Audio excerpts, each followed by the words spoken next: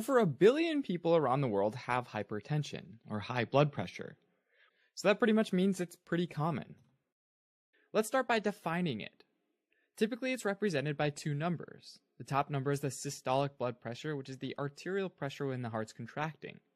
And the lower number is the diastolic blood pressure, which is the arterial pressure when the heart's relaxing or refilling.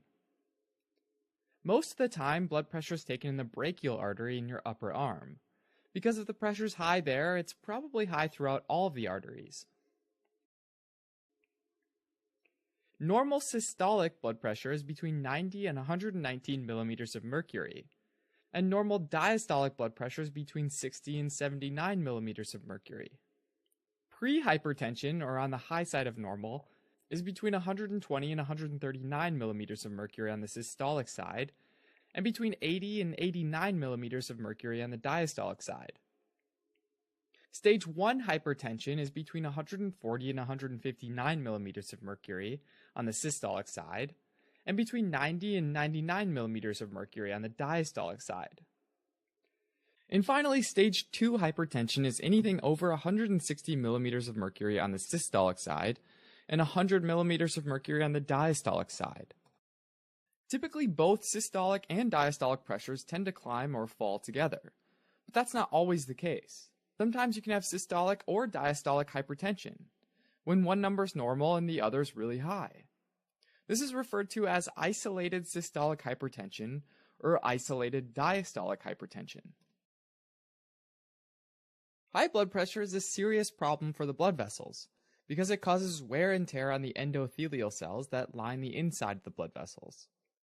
Just like a garden hose that's always under higher pressure, in the long term, blood vessels can develop tiny cracks and tears that can lead to serious problems, like myocardial infarctions, aneurysms, and strokes. Now, about 90% of the time, hypertension happens without a clearly identifiable underlying reason, and we call this primary hypertension or essential hypertension. In other words, over time, pressure in the arteries starts to silently creep up. And there are a bunch of risk factors that we've identified for primary hypertension, and these include old age, obesity, salt-heavy diets, and sedentary lifestyles.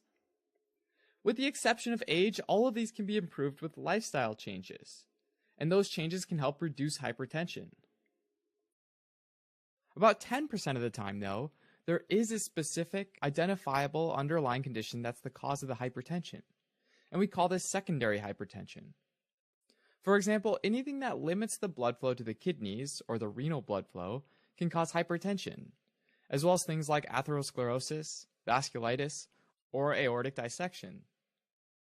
This is because the kidneys play a super important role in blood pressure regulation. When not enough blood flows to the kidney secretes the hormone renin, which ultimately helps the kidneys retain more water. That water contributes to more blood in the arteries, making them more full, which leads to higher pressures. Other diseases can also cause secondary hypertension. Fibromuscular dysplasia, which affects young women, can cause the walls of the large and medium-sized arteries to thicken. If it involves the renal artery and limits blood flow to the kidneys, it triggers more renin. Another example is a tumor that produces excess aldosterone, and just like renin, this leads to fluid retention. Finally, if the blood pressure gets really high, really fast, it's referred to as a hypertensive crisis. It involves a systolic pressure greater than 180 millimeters of mercury, or diastolic pressure greater than 110 millimeters of mercury.